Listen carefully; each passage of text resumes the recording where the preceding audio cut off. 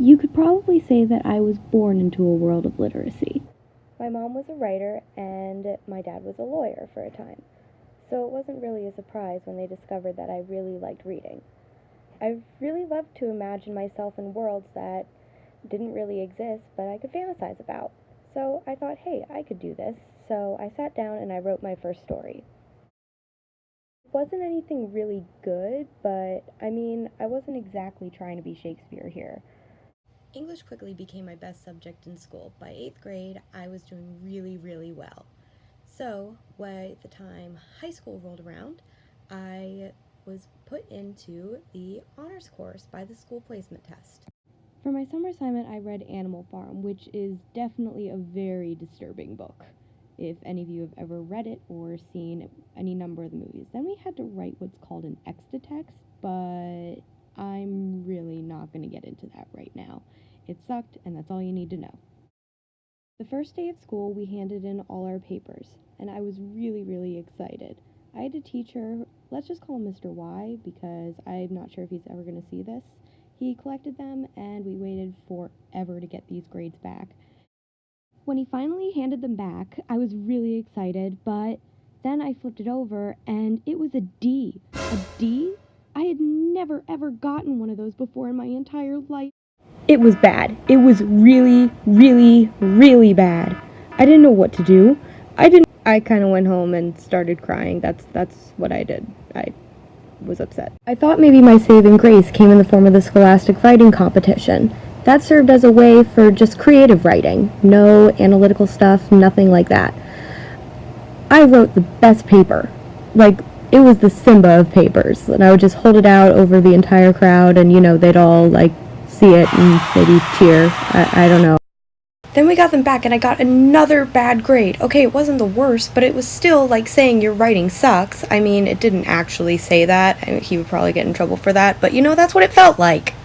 Just imagine someone taking something you love very, very much and hold very, very dear to your heart and then chucking it off a cliff. I know in hindsight it probably wasn't that bad, but I ended up hating English after this class. At the end of sophomore year, I was a shell of a human being. My creative soul had left my body. Nothing left. You can imagine I was pretty miserable at the beginning of junior year when I had to take an academic English course. That was when I met Mrs. C. She was by all definitions of the word an amazing teacher. She really helped me bring back the confidence that I had lost in the previous 2 years of English class. Even though I was finally getting the grades that I had always wanted, something didn't feel right all the time. They didn't always feel earned. For a while I couldn't exactly figure out what it was, but then it hit me. I needed the approval of the one person that I never got any from.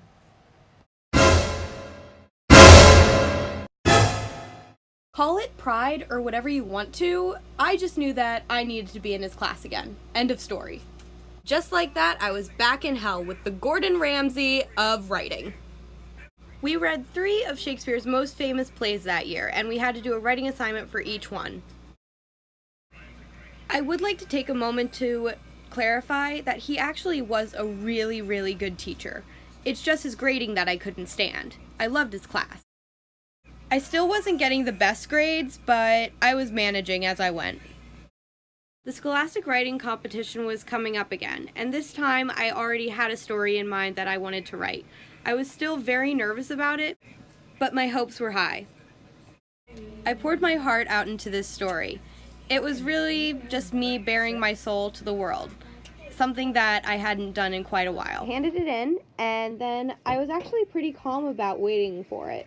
I didn't feel as stressed as I used to about handing in papers for his class, until the day we got them back. In his normal manner, he handed it face down as always, and then... No, I'm just kidding. I got a B! As much as I would have loved to have an A in his class, really, I was just kind of satisfied with myself. I got a good grade in his class, and that was all I ever really wanted.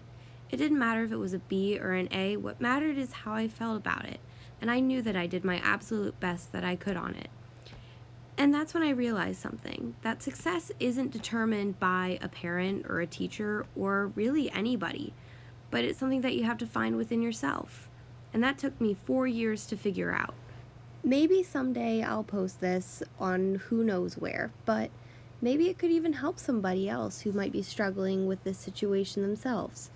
And I just want you guys to know that success cannot be determined by one person, but it is something that you have to find within yourself.